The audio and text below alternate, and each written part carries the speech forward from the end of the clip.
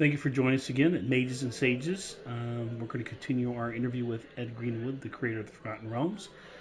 This session will be cut up into three smaller sessions. This one is about an hour long, and I do hope you enjoy. And without any further ado, here is Ed Greenwood. All right, I'd like to welcome everybody back to Mages and Sages, our interview with the Old Mage. And it is now deep into February, past Valentine's Day, and I thought we'd start off talking about a few love interests in the realms. Oh boy. Oh boy! And we know that, as we know, what this is the realms month of Alturiac, Mm-hmm. fall of winter. Okay. All right. So some of these you kind of covered a little bit last week, but I'm just going to throw some of these out here and tell me what you think. When it comes to love interests in the realms, examples are Narm and Chandra, Lord and Lady Morngrim, in the in the wonderful trilogy between Canterbury, Wolfgar, and Drizzt. To you, who has the most powerful loving relationship, whether they're good, evil, or otherwise? Oh, geez. I think comparisons are invidious. But I would have to say the most powerful ones are the ones that last beyond the deaths of either one of the partners. I'm going to assume we're talking now couples. Um, so that would be, Mr. and Elminster, or some of the Seven Sisters. You see, it's really hard to pick. That's like saying what's your favorite child, or Right, right. and how do you judge? Is it intensity of passion, as in people are going to jump each other's bones every 5 seconds, or is it being faithful, true, and loving, and never forgetting the person, and you know, um, leaving a place at table set for them 20 years after they're dead, just in case? Right, right.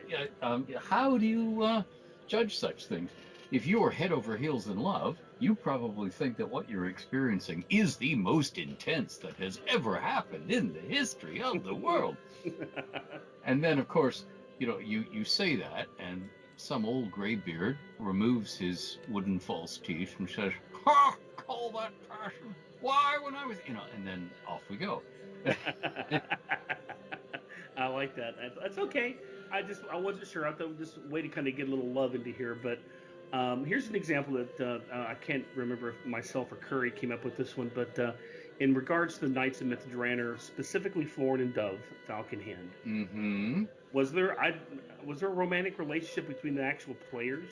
No, because in this case, Dove was for most of the time a non-player character. One of the things that we used to do in the Home Realms campaign, if your character was away or unconscious or dead or near dead, you would take over an NPC for the rest of the play session and run them. Okay. So, although Dove was an NPC, she temporarily, for a few hours at a time, was role played by one of the players. But so there was no passion in real life. There have been a few. Jasail and Marith, that was a real life relationship between two players, Right. as well as between two characters. Now, more than one player has played Jasail over the years. Yes, there have been times when the real life relationship has definitely affected play. But on the other hand, as all of the Home Realms players have grown up and matured, um, they have gathered the personal strengths to separate the role they're acting increasingly from themselves. Right. So it's not like you're praising Lassie for playing a dog. You know, Right. Yeah. you are so they can act their characters and step right outside who they really are. But yes, I would say the fact that um, and the fact that all of the players in the Home Realms campaign have become old friends of long standing, so that they feel for each other when each other are hurt. They already have personal loyalty to the other people around the table, so that they will act accordingly in character as adventurers. You've Right. got my back, I've got yours. So yeah, that all plays into it. And the other thing is, if you don't care about your character, if you're not playing with passion, some degree of passion. I don't mean lust. I mean some degree of passion. Um, then the play session isn't going to be as vivid memorable. It isn't going to grab everybody around the table as much. And I know we all have periods when our energy's low and we just want to Right. slump down in the chair and let the game wash over us and try and recover from our day, you know. Um, Right. Right. but it's always better when we're building memories together because we are bringing some degree of engagement to the table. And the Forgotten Realms, when it comes down to it, the whole thing is about love. It's a labor of love. For me, one of the things I have been at pains to show throughout is that even the most cantankerous, gruff characters, Elminster, Mert, even icily cold villains like Manchun, underneath, there are people, aside from themselves, that they love. Right. You know, and that motivates a lot of what they do.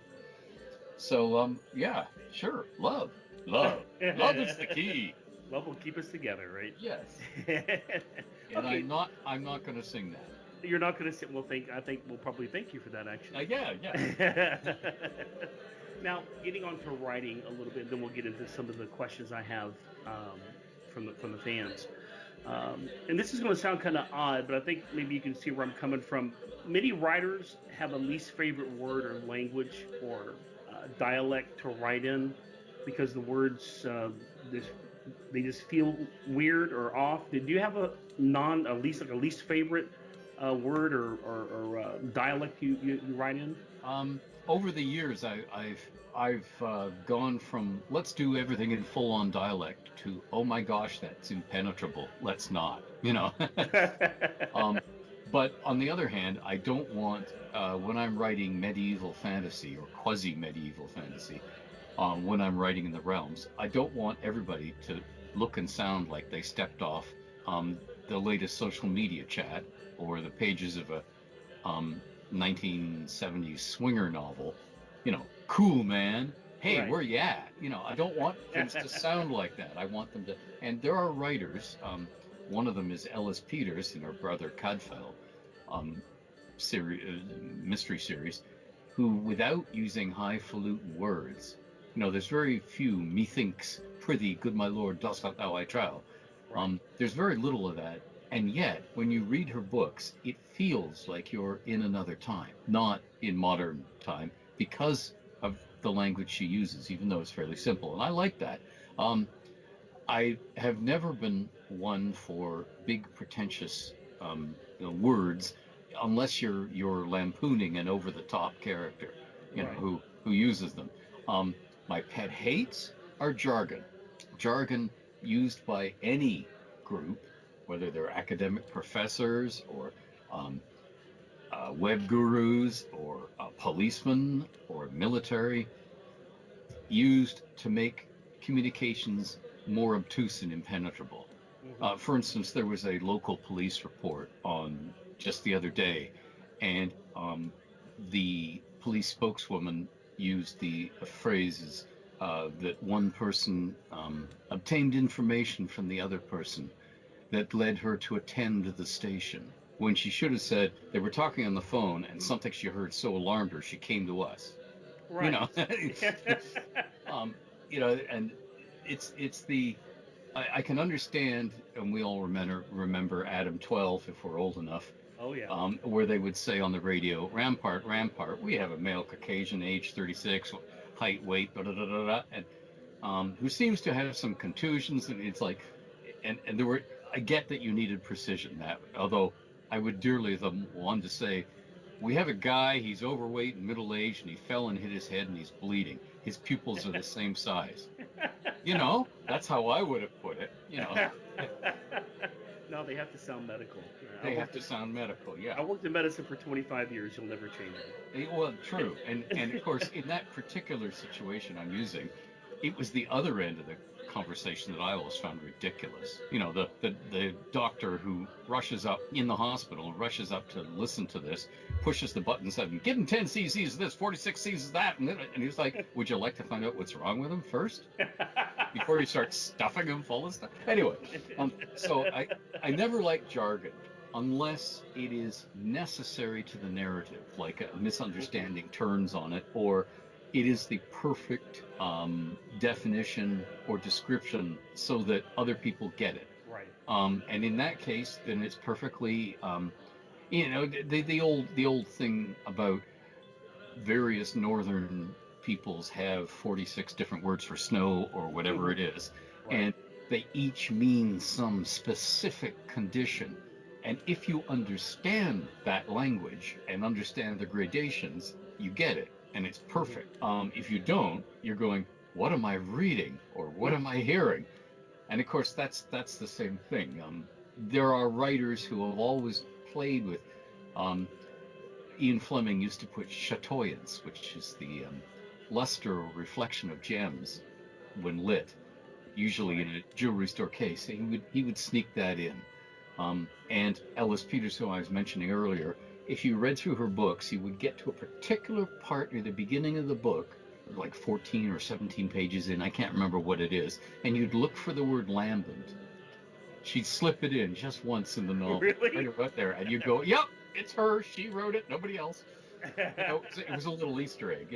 But aside from stuff like that, um, I want the reader to think this is real and this is happening, and people really do talk like that. Hmm. And one of my pet peeves down the years has been editors who change words for the sake of changing words. No, I use that precise word for a precise reason. I'm trying to convey something without saying it right out. I'm trying to leave an impression. And by changing the word, you have changed the perceived meaning of what I'm trying to communicate. Right. So please change it back. You know. No, I know exactly what you're talking about. And this kind of gets us on the same routes as well, I'll say languages. Um, I've always seen dwarves. This is myself, of course. It may be part of Hollywood that does this as well. I've always seen dwarves as having a little Irish, Scottish, little bit of Nordic accent flavors to their dialect. Do you see them this way, or in a more unique way? I see them as being gruff because they've always been drawn that way, Right. and and I feel they will probably have both gutturals and a lilt, Mm-hmm. and Celtic tongues do that, Right. and some Nordic tongues do that in a way. But I want to avoid having dwarves that when they speak, somebody else can say, "Oh, a Glaswegian dwarf," Oh. or or a dwarf from the Clyde, because um, their accent is so recognizably either this bit of Scotland or that stage bit of Scotland, Right. or for that matter, Connemara or whatever in Ireland, and you just go, "Please no." And the reason I'm saying please no is because it jolts me out of my make believe Mm-hmm. and it back into our real world. So I think it's a mistake. Now, there's a difficulty in writing because if you're going to have terse, gruff people who don't say much, Right. then you have the John Wayne problem. John Wayne the actor. Yup, nope, one from a Yeah. horse. Yeah. Oh, and then the person has a catchphrase. In John Wayne's case, it was Pilgrim. you know, uh, Yeah. and you I'm don't sure. want to do that. And as a writer, you do not want to reproduce on the page how people really talk, because in daily life, most people talk in a shorthand of, but when they're talking to a friend or a frequent acquaintance, and by frequent acquaintance, I mean the person who always sells you celery at the, checks you out at the grocery store, the Right. person you always pick up your mail from, or your pharmacy prescriptions from, or whatever. So you may not know anything about them. You may not even know their name, but you Mm-hmm. interact with them regularly. Well, when you do that, you achieve a sort of shorthand, and over time, and people stop choosing their words carefully, and they start saying, "Well, like uh huh," and you write a whole page of that, and you go, "What gibberish am I reading?" And the only way to overcome that and do it in the same way, as in still put in the monosyllabic gibberish, Uh-huh. is to slow the action down and say, "They exchanged glances. He almost but not quite winked. Then he nearly smiled and said, 'Uh-huh.'" And Right. so therefore you're putting the meaning back in. But Right. by showing the context that you would pick up as a real person if you were on the scene, witnessing this back and forth with the eye engagement, the looking away, the scratching or picking your nose or whatever it is that adds this. I'm bored, I'm engaged, I'm excited, I'm not, whatever. Um, so as a writer, I want to avoid changing the pace of my storytelling just in order to get the story told. I want to change the pace of the story deliberately to keep the narrative running. Mm. And the the number one sin that most beginning writers seem to commit Right. is when they're world building, when they're writing about settings that aren't our real modern world, is the um, necessity they find to over explain. I mean, when James Bond picks up a phone and answers, or gets behind the wheel of a car, we don't stop and say, "This is a phone. It is a device," because we figure the reader knows that. We don't have Right. to waste time on it. But there are people who have, created. Oh, they communicate in this kingdom over great distances by magic enchanted jewels, which are in the ends of their belt buckles when they ride around. These wealthy envoys of the king. I better explain this, and it goes from I better explain this to make the narrative make sense to I've done all this creative work. I want to explain it. So every time we come across something, well, I'm going to do one of two things. I'm going to stop the narrative and talk about it for a page, which is death, Right. Right. or I'm going to do that and I'm going to make it even worse. I'm going to do a Swiss Family Robinson, which was the phrase we used when characters would talk to each other and say things they already knew for the benefit of the reader, like, "Father, how is it that that this lever, by our combined strength," and you go, "Oh, for," you know, No, I know exactly what you're talking about. That's "As you know, Quilberforce, so I don't have any need to tell you, but I will." Now, unless the narrator in that particular case is rubbing it in to Quilberforce, he's making him squirm for some reason. Like, as I recall, Quilberforce, it was one of us in this room, and not me, who said they would never invade. And yet, Quilberforce, here they are. So unless there's that moment of, doing that, rubbing it in, there is no reason for people to talk to each other and over explain stuff they both already know each other knows. right. There's always an easier way instead of an info dump. Yeah, and there are info dumps that work. My frequent example is if you go to the beginning of the movie 2010, the year we make contact, Right. um, the sequel to 2001. Right after the initial credits, which run as we hear also Spock Zarathustra, and the sun is coming up over a row of radar dishes. Right.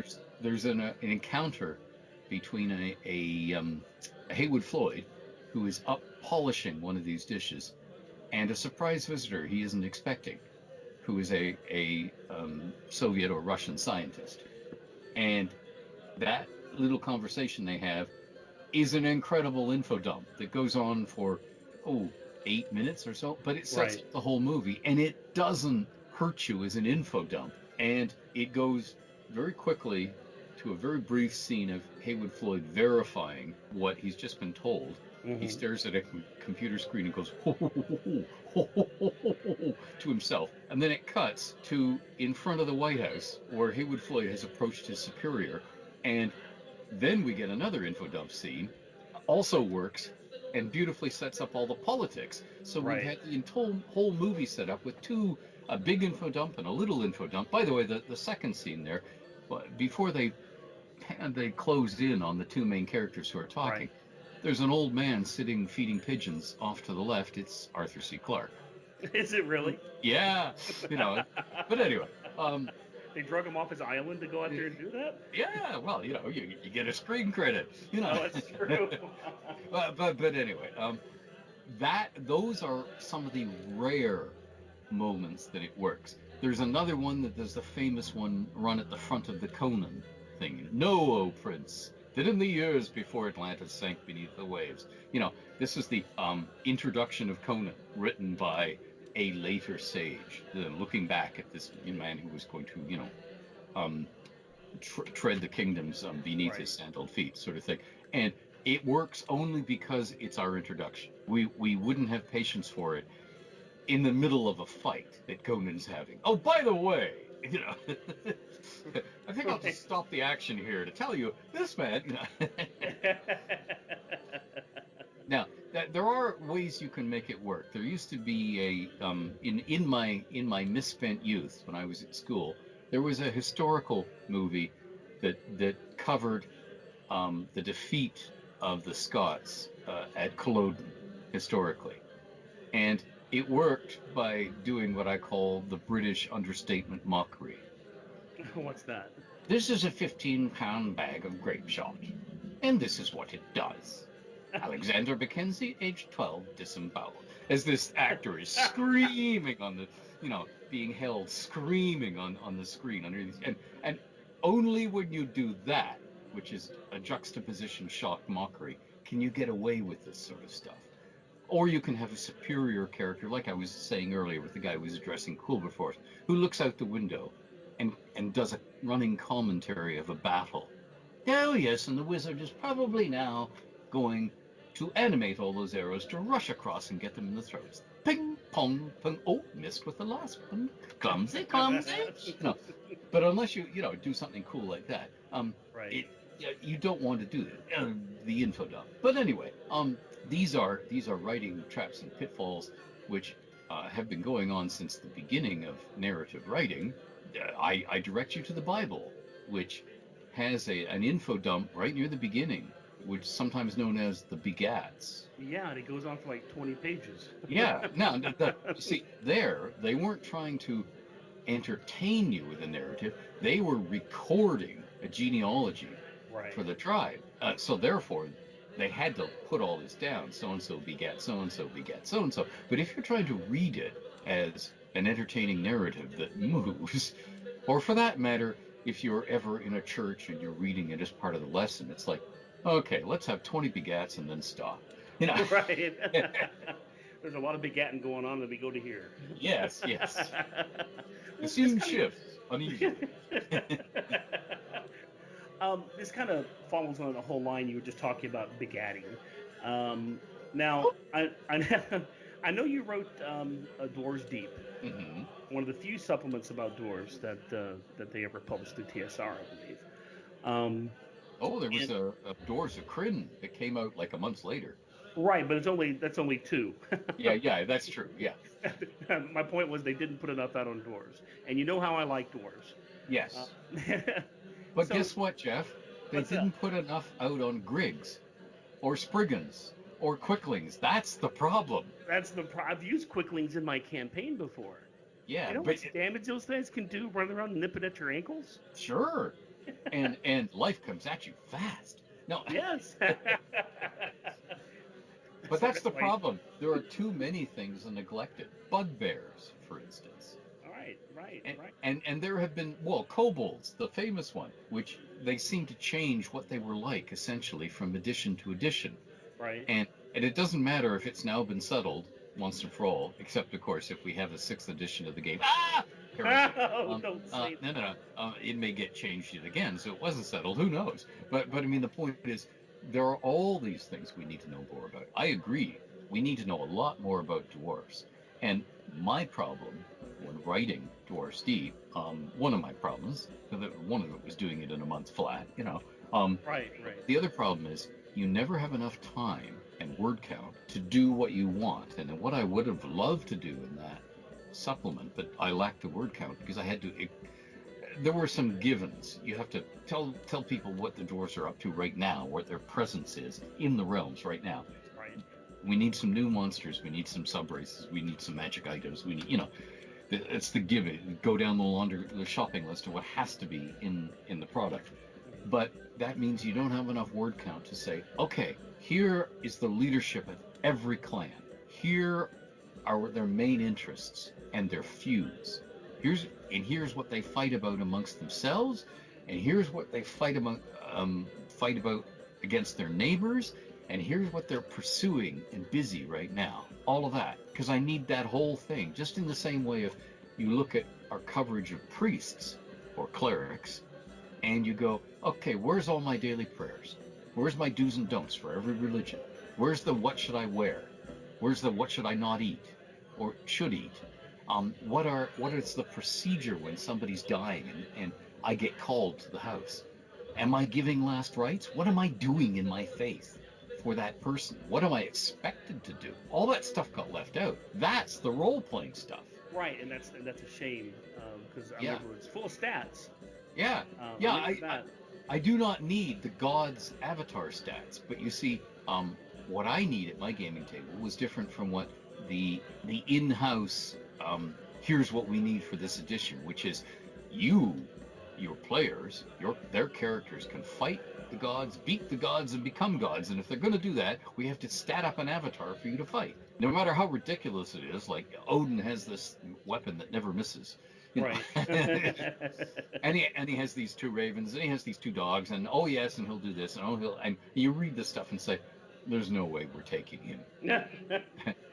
And then of course, depending on how much you buffed your character, you can, but to see, to me that was such anathema to the way I played D&D at the table. It was like, Right.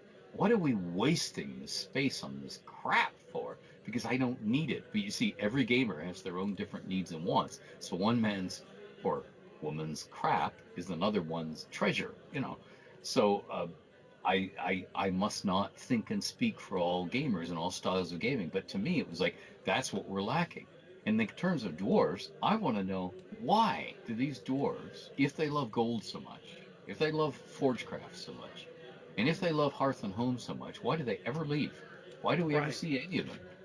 Why are they up there adventuring? Are they the youngest sons who go out and make your fortune? Is there something cultural? Oh, when you become a teenager, you need to go sow your wild oats, and by that we don't actually mean sow any wild oats, and by that we don't mean it as a euphemism for Right. go and do carnal things. We mean go and see the world so that you can come back, if assuming you survive, because it weeds out the idiots.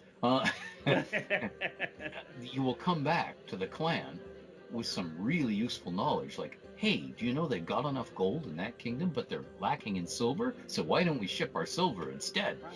Right. Oh, that's perfect, and it also gives them an appreciation of home as well. Oh yeah, yeah, um, yeah. These may be all the people I grew up with and hate, but they're the people I grew up with and hate. That's right. They're mine. They're mine. Yes. No, the reason why I ask is dwarven warriors to me are they're like example would be Klingons and Drax from Enemy Mine, the movie. Mm-hmm. Because of their long heritage, now the Drax in Enemy Mine, their reading of their heritage would take days. Mm-hmm. Because it was so long. And that's one thing I missed in Lord of the Rings is the dwarves weren't, son of so and so, son of so and so, son of so and so, the great dragon slayer, son of so and so. It was just one generation back, maybe two. Mm-hmm. Did you draw any inspiration from these sources? Kind of like, well, Klingons were early around; they were kind of around, but from old literature where somebody would show a race that's more proud of their heritage and they have to tell it a lot. Is that how you see dwarves in the Forgotten Realms? Well, you see, there's pride and there's pride. There's the quiet pride, the pride of achievement. I made that, that Right. pride.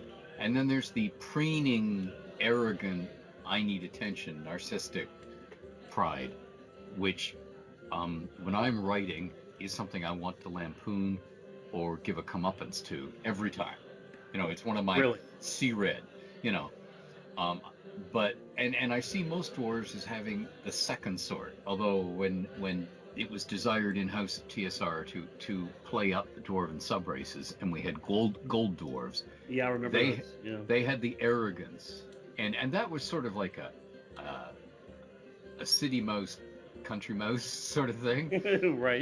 They'd look at their other dwarves and say, oh yes, those bumpkins, they never wash. Right. They wear the same clothes until they rot off them. Whereas I have a wardrobe, and I change several times a day for effect. And you go, and your mirror thanks you, you dripping piece of dung. But it seems like in a lot of fantasy that dwarves and elves, which are always the main characters in these fantasy movies, they always the dwarves would be more that arrogant type, wouldn't they? I mean, the elves, because they uh, they don't talk about it, but they like to flaunt it just enough.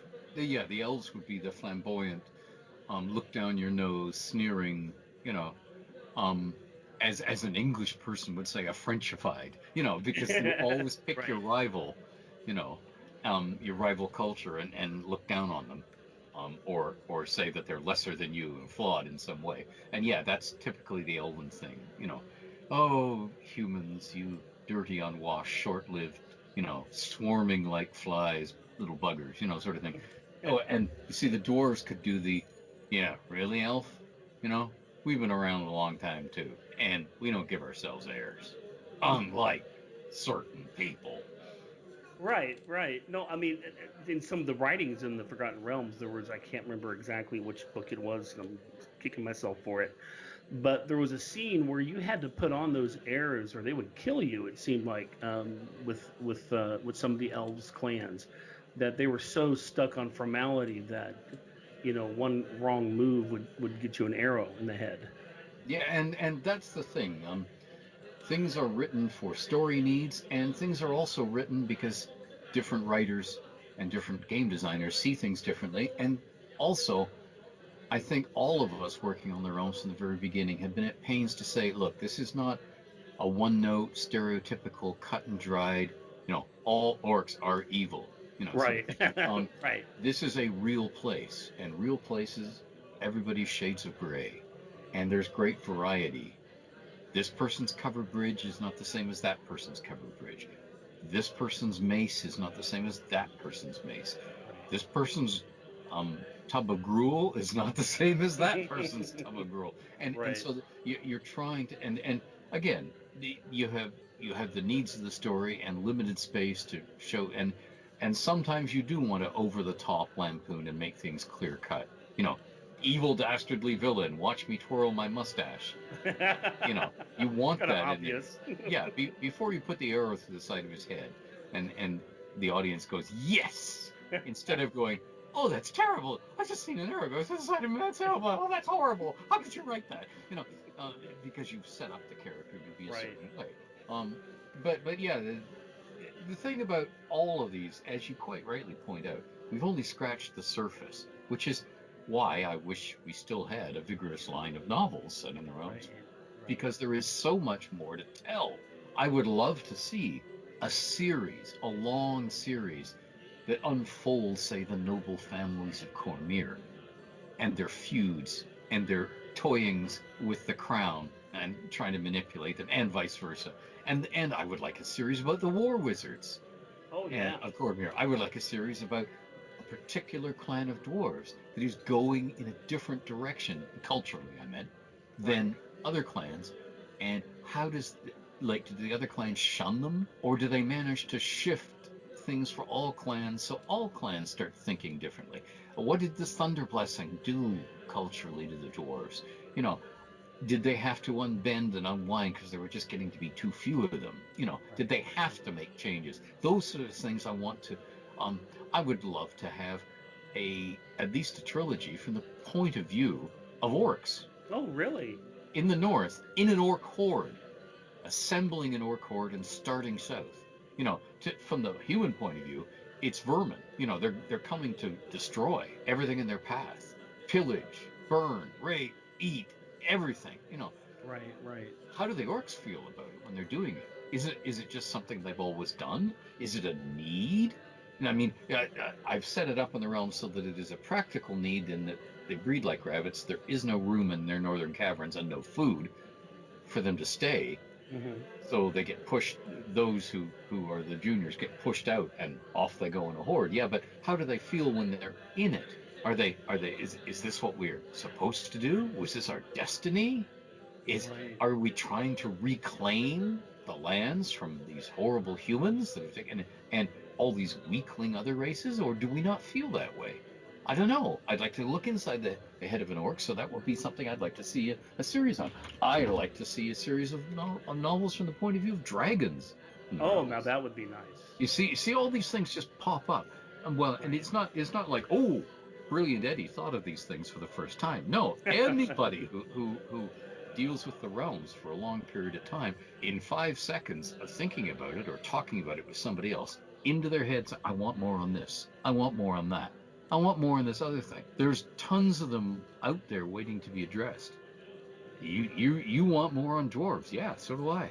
I also Right. want to know why the gnomes and halflings haven't had some love, if you see what I mean. If Right. they're Oh, if they're yeah. so there and so prevalent, let's seize a little of that. Or even from the main character being a red wizard Yeah, in sure, Thay, right after the Sundering, his whole life has fallen apart. sure. They live And on I a would volcano. I would love to see a series of novels starring a doppelganger family, or maybe just one doppelganger, living in Waterdeep or some other city, trying to fit in amongst the humans. The And family that changes together stays together. yeah, and yeah, what are their aims? I mean, Right. because so the game paints them as this monster that you have to fight, Like and the they're Voltron. Yeah. yeah, you're killing humans and taking their place, impersonating them. Okay, yeah, but is their life that simple? What are they after? And for that matter, a mind flayer or an illithid, if it's eating your brains and sucking your memories and feeding on them, what is it doing with them? How does that enrich it? Does it just that's like a good steak from the grill, or oh, I've always loved aged cheese. Oh, so piquant, that sort of thing. When Right. when Right. they're having the memories, or do they do something with the memories? As in, do they savor them, and do they gain knowledge of where treasure is in the most bumble-headed, or are they seeing how other races view the world and therefore making themselves more learned and more broadened and more cultured, if you want to use that. Like, for instance, if they've never in their lives drunk a drow wine, and they're sucking the memories of a drow, and they go, oh, so that's what drow wine tastes like, must go get some, Right. Right. that sort of thing. And all of these things, there are so many things waiting to be explored. um, we for the game that we had a Taroka deck, and you can now purchase an actual deck. I'm Really. looking at one of the cards right now. Um, Really. King, the Strahd adventure, Curse of Strahd. Um, but I would love to see a series of novels that delved into someone using the cards on a daily basis, perhaps for their livelihood. I mean, outside the realms, I did that with in my first Storm Talons novel. The heroine is living with and is the sort of servant to this old woman in the city, and without anything like the cards, she makes her living by knowing secrets and Right. selling what she knows to people who come to her. Hmm. They want to know um, this, that, or other thing that is useful in their life, and she either says, I don't know, sends them away, or says, no, I'm not telling you, or she sells them the secret and tells them, and they pay for advice and go on their way. She gets to eat, and they get some advice. Is Right. it true, or is she manipulating them? And what would the temptation be in that situation?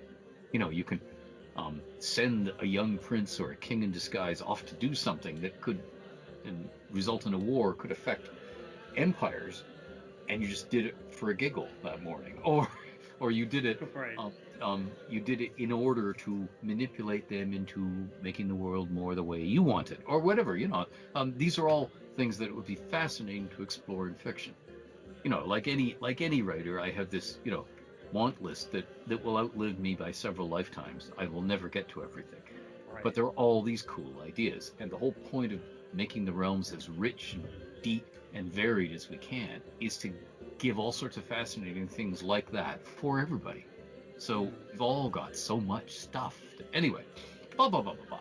No, I can drivel about this for hours. no, that's absolutely that's incredible. I love listening to you talk about these things.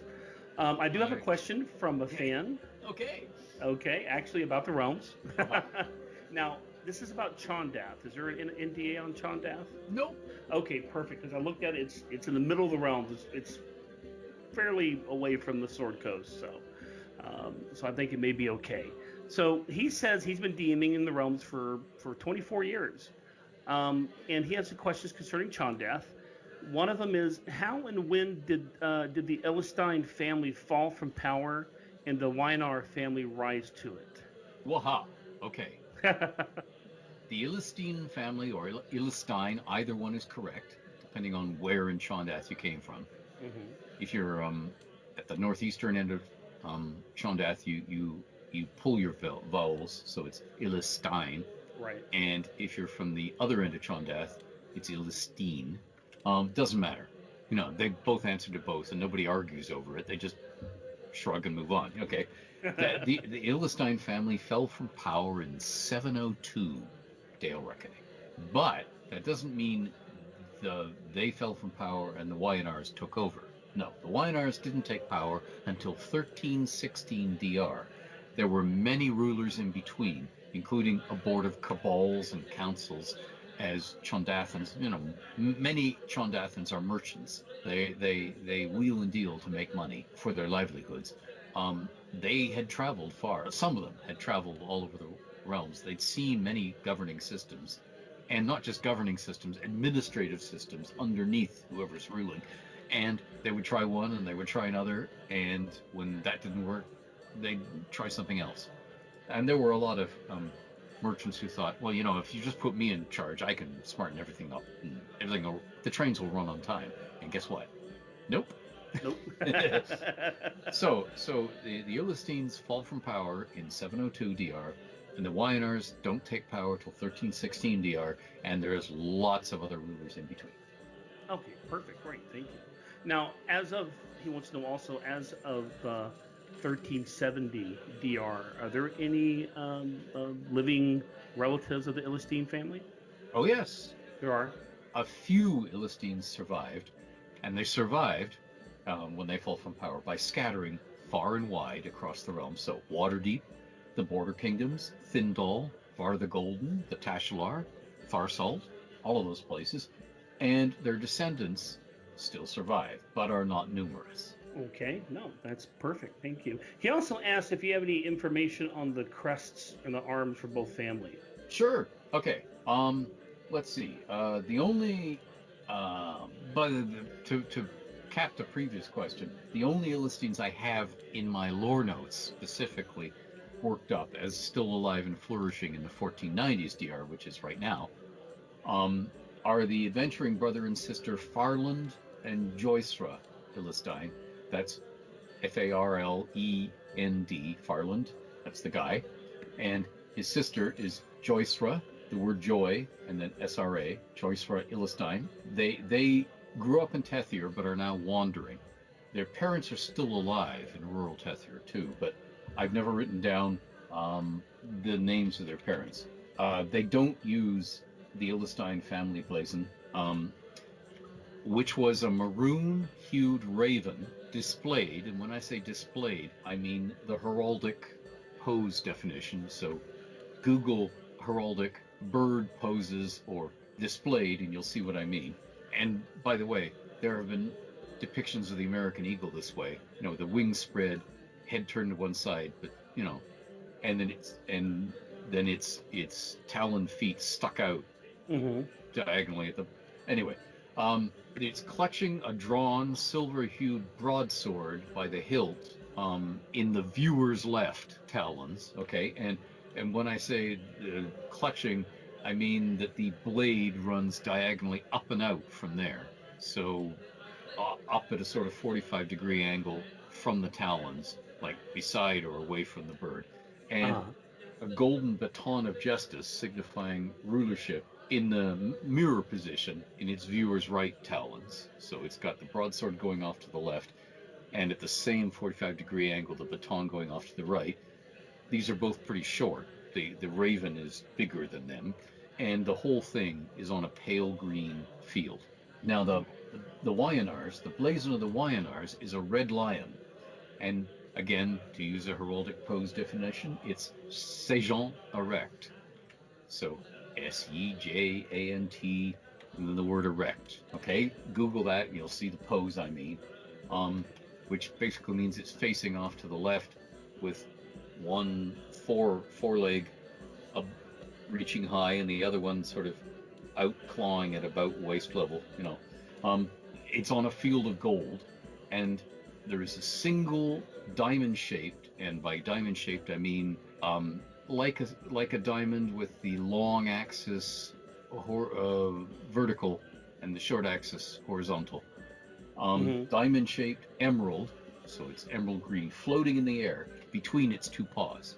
So it's reaching off to the left, and right in between its two paws, floating in the air, is this emerald, diamond-shaped emerald. There are many YNRs still alive, um, with families in the Tashalar, the Border Kingdoms, Verdusk, and Praya Pearl, and most of them are wealthy and involved in mercantile shipping, but none rule anywhere or seemingly want to.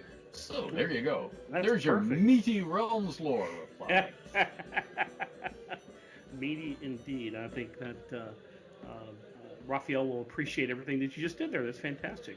Oh, no problem. So I do have one here from Adam Black from the fan page as well, and he would love to know more about how the Monastery of the Yellow Rose and how the Bloodstone Adventures came to be placed in the realms. Okay, sure. Well, um, TSR needed a spot to place some of Bob's books. What? Yeah, Bob Salvatore's novels, and they also wanted to put in something really high level adventures, and in terms of modules, and did so. And they also needed a place to set mass battles for their battle system box set summary that they were doing then. So they solved all of these problems at once by rolling back part of my Great Glacier, as in making it recede far to the north, and they added two lands in the dirt they just uncovered by rolling the glacier back, and Right. those two lands are Vasa and Damara. Now, both of those names were borrowed from elsewhere. Vasa from the real world, Finland, I believe. Damara from a great Robin McKinley fantasy novel. So I don't like having those borrowed names in the realms. And they Right. put Bob's books there. By the way, the nearby Galena Mountains were also added to the realms as a name because TSR executives went on retreats to a resort in the real world in the Galena Resort.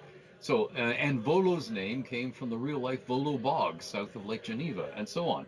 Some people have a hard time doing fantasy names. I'm not one of them, so I just coin a name. The other people go desperately searching around and they see a road sign or somebody in the phone book and they.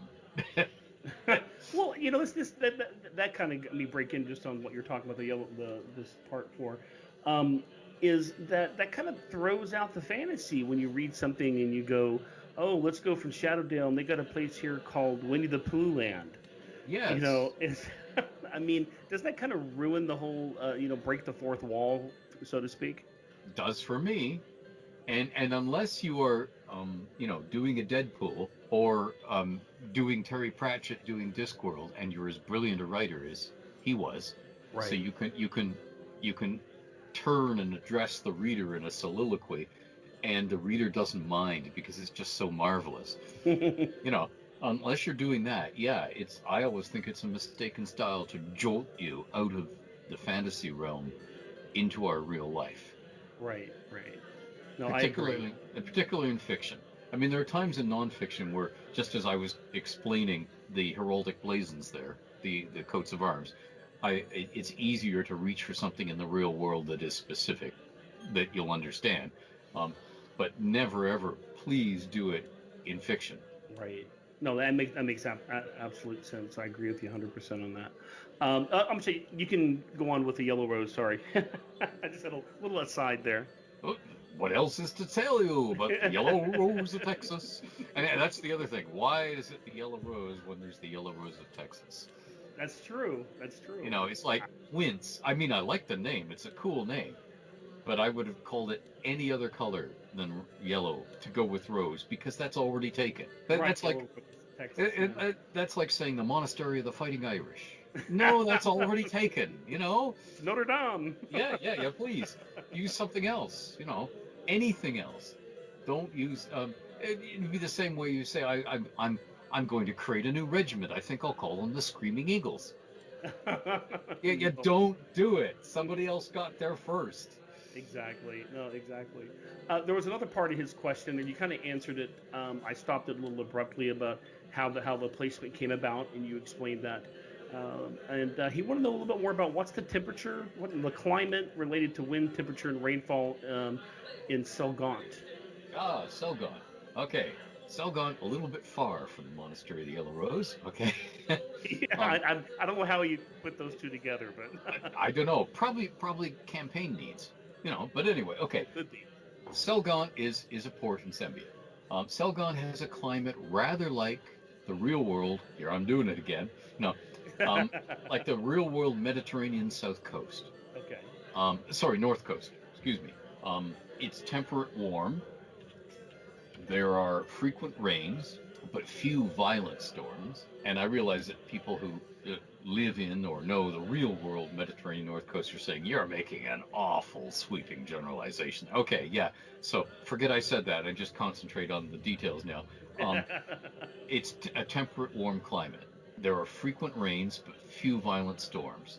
There are plentiful but gentle winds, and these winds are prevailing onshore breezes, like blow from the sea onto the land, and they're cool to cold, wet winters. So there would be icy roofs and streets, but many thaws. You wouldn't expect snow to pile up deeply because it's going to melt and freeze and get dirty and get misshapen quickly.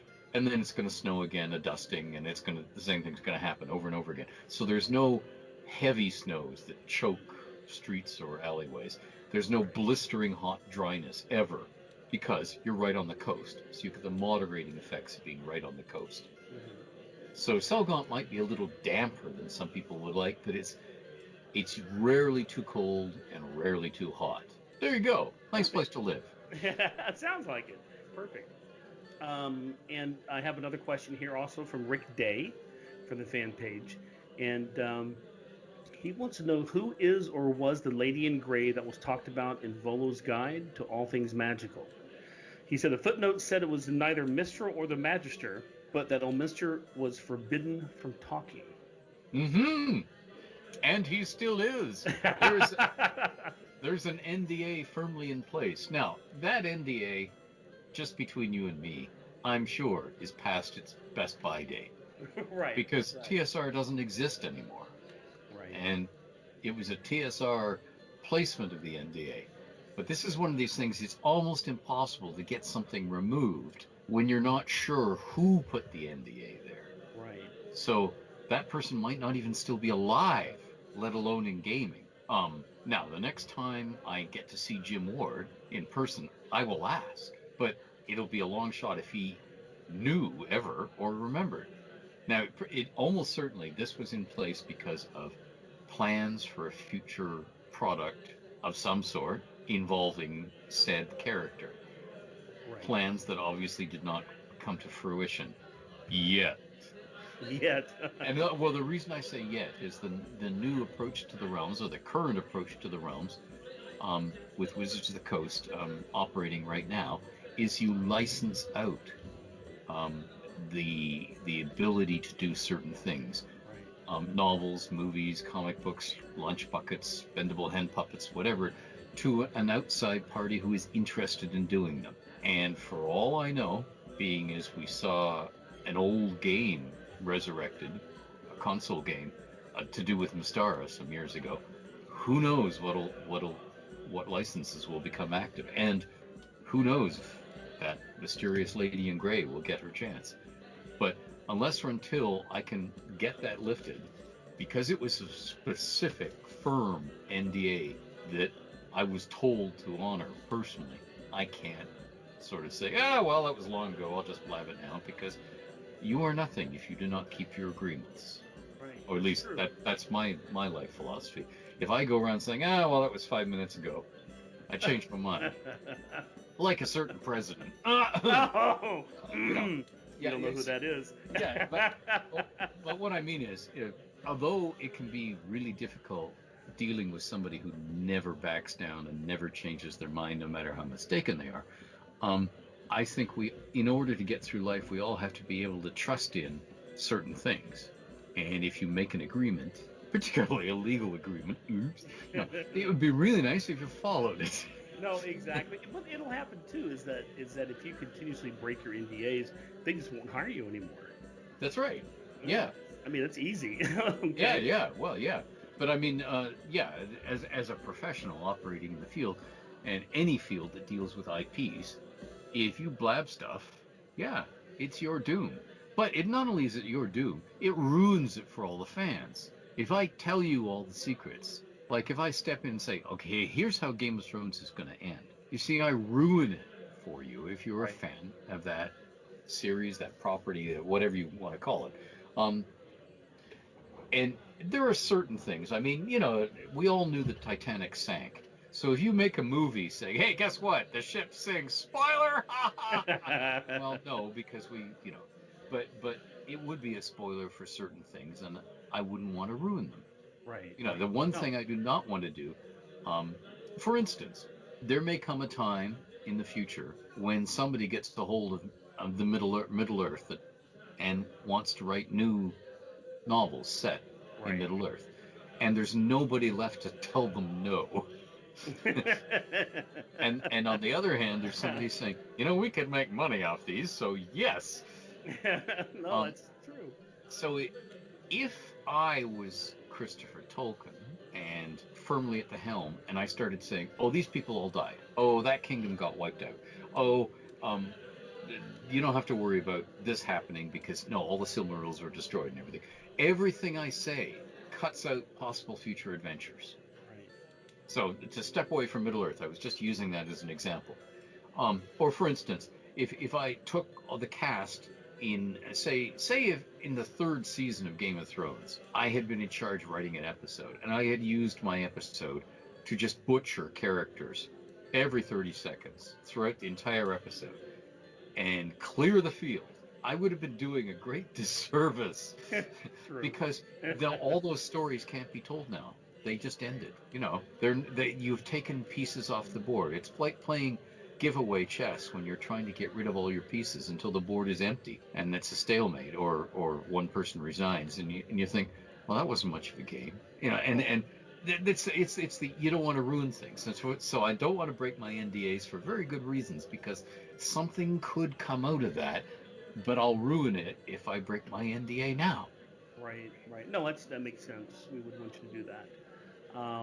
Okay, so Lucas John Pedersen Soleil, he sounds like an elf or a dwarf with that heritage there. He from the fan page. He wants to know what are the latest happenings or rumors going on in the Moonshae Isles. Oh boy. Okay. I direct him to the Dungeon Masters Guild because I believe that Baldman Games, I might be wrong about all the details here, and Eric Menji of the Realms is Right. working with Doug Niles to do a current Realms Day Moonchase product that you will be able to purchase at Dungeon Masters Guild. Oh, very nice. And and I don't think I'm giving anything away here, because I have seen rumblings of this on Twitter and elsewhere. So I mean, the announcements are out there. It may be ready already, for all I know. I haven't.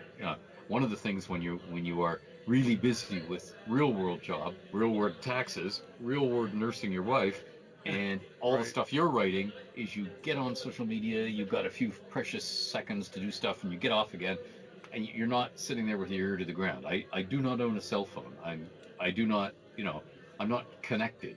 I'm not reading texts ever. Right. uh, Right. and I'm not online a lot, so I'm not right up to date. This could be a product that is already being sold, for all I know. Because, like, as I said, I'm not au fait at the moment. Um, but that's where I would look for current news and rumors of the Moonchase.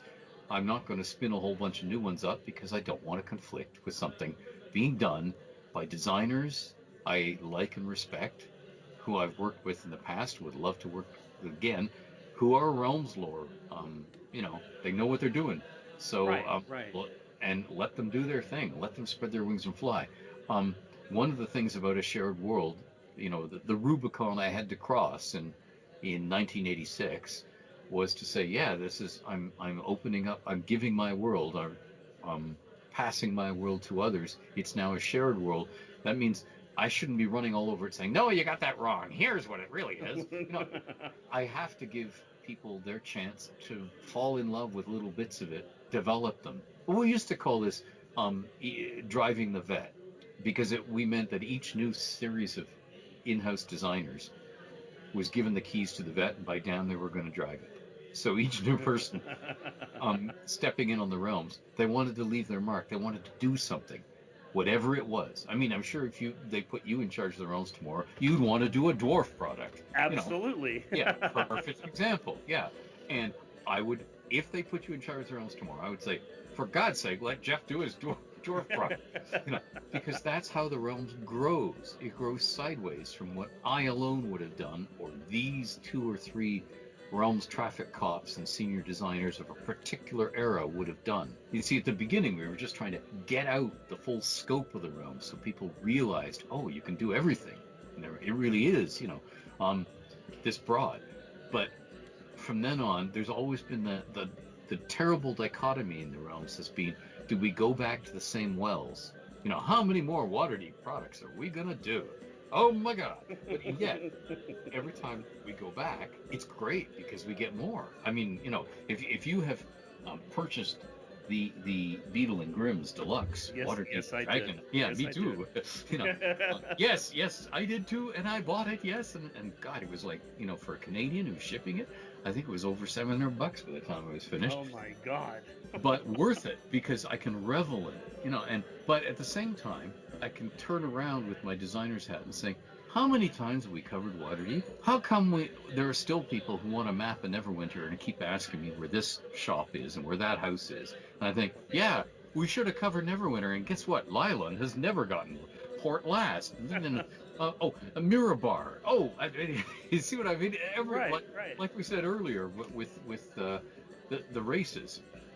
There's so many things. Once you start building this sort of depth into the world, it never ends. And there will always be things that either we haven't done enough of and people are hungry for more, or whatever our take was on it when we did it, people go, no, that's not the way it is. I got to write my own now.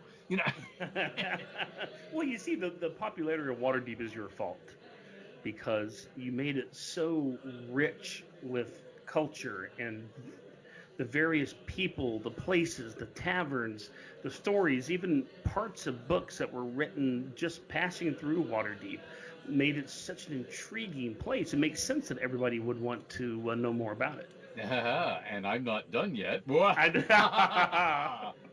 Oh yes, no. I'm still at work on some Waterdeep stuff. Yes. Oh, that's terrific. That's terrific.